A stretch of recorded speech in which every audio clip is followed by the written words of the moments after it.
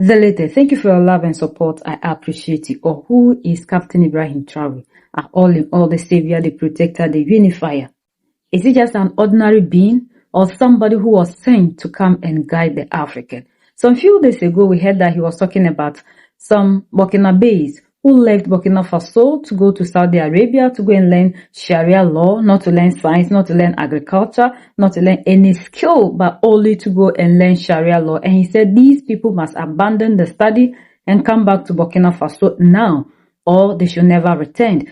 And we have a lot of backlash from the top of Muslim clerics, the most powerful to the dangerous to the least.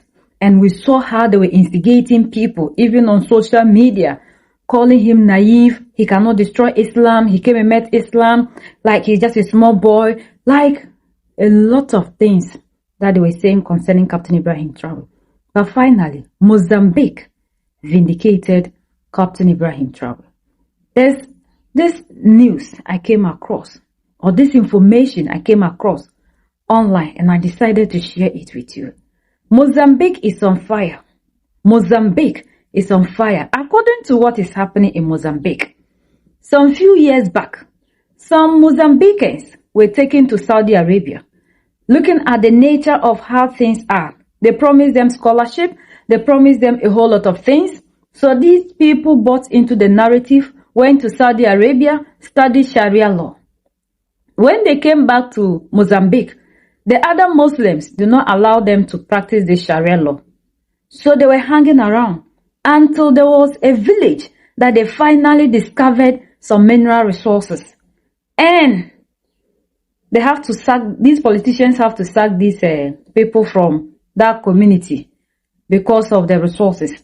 So that created a room for the people who went to Saudi Arabia to study the Sharia law to operate. They don't have people they can manipulate. So they decided to sell these Sharia law activities or knowledge to them. And they took up arms. And now they have become TT people in Mozambique. According to this guy that is talking, this was how it started in Somalia. And today, the country Somalia is not knowing peace. We need to talk about what is happening in Mozambique, because what is happening there can and will happen to the rest of Africa. It's already happened in Somalia, in Nigeria, in Burkina Faso and the other Sahel states. Mozambique is next, and if you're nearby in that area, you could be afflicted. And that is the jihadist ideologies that are spreading. Let's talk about Mozambique. On the northern part of Mozambique, there's a city called Cabo Delgado, or a district that is called Cabo Delgado. And it's a relatively poor area despite its raw resources of natural liquid gas that a bunch of international donors swept in to claim, but I'm going to talk about that later. Now, what happened is that a terrorist organization has formed there right now, and they are called Ansar al-Sunnah. They were previously called Al-Shabaab, and they started because a group of young men, a bunch of Mozambicans, they went to study in the early 2000s in Saudi Arabia.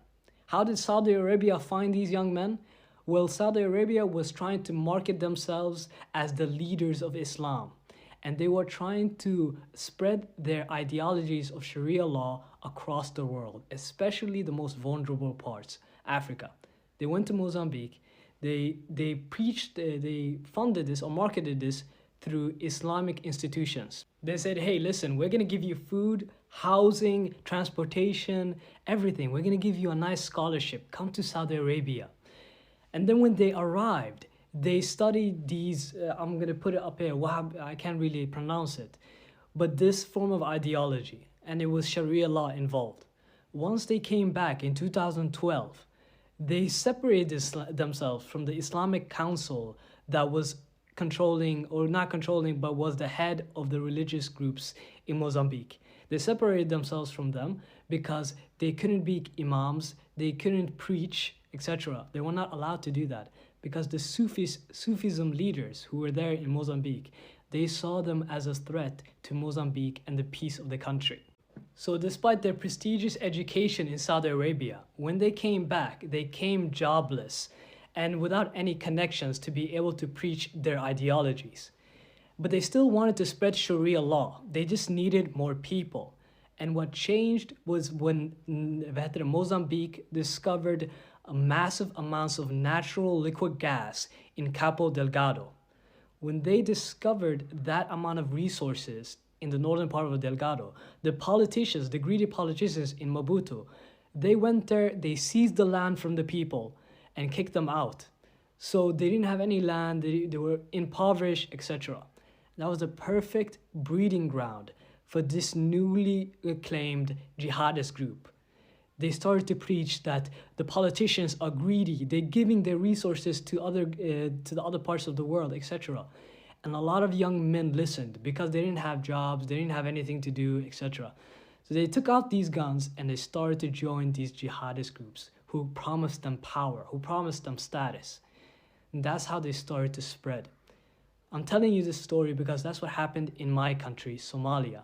In 1970s, 1980s, when the war in Ogaden was happening, a bunch of Islamist ideologies, they came from Saudi Arabia. Somalis who studied in Saudi Arabia came back and they started to preach these ideologies.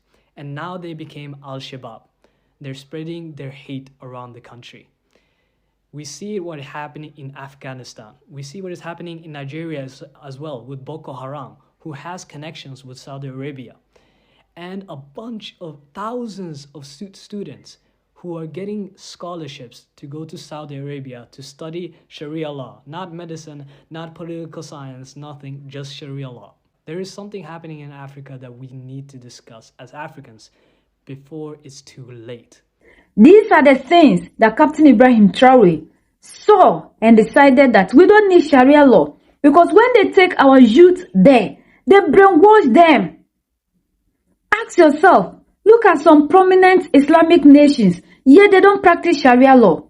Why do you, an African, sitting here in Africa, thinking about studying Sharia law? What do you need it for? It's the same thing they are doing in Ghana. According to the report that is coming, they are here to establish a bank where we can have, you know how they always package the whole thing. They claim that this is coming to help the Islamic community as if you're a Muslim, you cannot enter any bank in Ghana to bank. Now, people are saying that we are accepting this, then Sharia law will be attached to it. And there's outrage in Ghana already. Africa, we are at a very dangerous stage. And politicians, like the way some of you believe them so much, by the time your eye will clear, it will clear at the wrong side. When it comes to religion, Africans can go to any length to destroy their own future. What is religion? Because they told you when you die, you are going to inherit heaven. You walk on gold. You have 99 virgins. Who went there and came back and told you that there are 99 virgins there waiting for you to die and come and take them? Who told you there's gold somewhere? They only came into Africa and saw that we are walking on gold. This is the only land on earth you can ever find people walking on gold. And they came back and told you with a book that when you die, you go and walk on that one. So you prefer to leave the one that is here and they'll come carrying the resources away, waiting for you to die. Then you go and inherit the one that you are not even sure of. See, there is danger. Captain Ibrahim Traore is telling you and I the danger ahead of us. When they finish using every tactics and it's not working, they are using religion. Because they know the African will throw everything away in the name of Sharia law. Because I am a Muslim. Even the same Arabians, majority of them are running away from this Sharia law. Because what it entails is not what they give to you. We are Muslims and we are Africans. We are Christians and we are Africans. Why then do we need to throw everything that makes us a people away? Just to be like other people because they told you when you die there's a place. See, if there is any place like that, I'm telling you, none of you will enter there. See, the conditions they've given to you, every day you sin. Then when they finish, they tell you, which God will forgive you? Which God will forgive you when the person you have committed that crime against hasn't said, I've forgiven you? You think you're just going to pray, will let God forgive you? In this life, the only person that can forgive you is the person you have committed a crime against. If you have offended me and I haven't forgiven you, God can never forgive you. You should have that in mind. They come here with nothing. Now that they discovered something in Mozambique, Mozambique is on fire because of the people who went and studied Sharia law. This is what Captain Ibrahim Traore is chasing away. He will not allow his own people to rise up and turn his country into something else. These Muslims and Christians can't give us anything. See, the Europeans cannot give us their technology. They can't give us anything, if not Bible, if not how Africans will die and inherit the kingdom of God. Muslims is the same thing. They cannot give us anything. If they come here, if not Islamic things, they will never share the technology that they have with us. I was expecting us by now to see reasons. What is happening in the Middle East? Go to Kuwait, they are Muslims. Saudi Arabia, Muslim. Everybody in the Middle East is a Muslim. But when the war broke out, did you see them holding Quran and Tasbah praying? Look at what is happening between Ukraine and Russia. Do you see any of them holding Bible and the rosary praying? What are they fighting each other with? They are fighting each other with weapons. And you, the African, will sit here and say everything is prayer. These people have succeeded in sending us backwards. They are controlled and see, we are still slaves. Africans are not ready to emancipate themselves. When Bob Marley asks you to emancipate yourselves from mental slavery, do you really understand what the man was saying? Do you think he sang that song for fun? What should we do to you? You come here and call us kafri, pagans, unbelievers.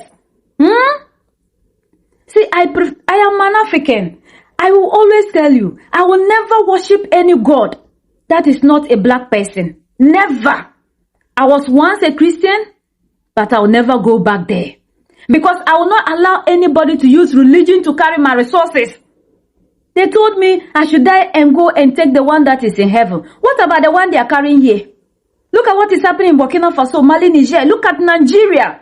The same Sharia law is what is causing Nigeria this. People went to study it and today look at Nigeria. They are telling Nigerians who are Christians and Muslims, die and go to Jannah, die and go to heaven. Yours is there. Yet they are taking the resources. Look at what is happening in Sudan. Who are they pointing fingers at? According to Reuters, who are the people that are sponsoring the people that are causing this chaos? They are the same people that brought to their religions and you believe them. Why won't you, the African, for once wake up? What do you need religion for?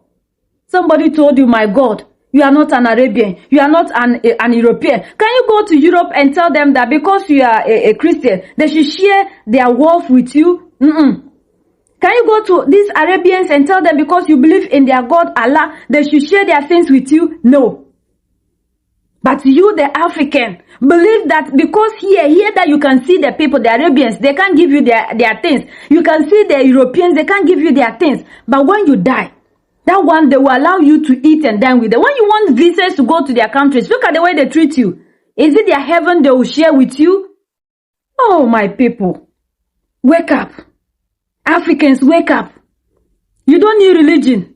See, if there is any God somewhere who will punish anybody, that God should let the people who are coming to take our resources, who are not black people, God should first punish them for taking our resources before their God will not come and punish us for fighting to protect our gold and our diamonds here. Wake up. Wake up. And the same thing is happening in Ghana gradually. And people are hailing it. Just time will tell. We are the only ones that can set ourselves free. So that's the latest around the world, in Africa and in Mozambique.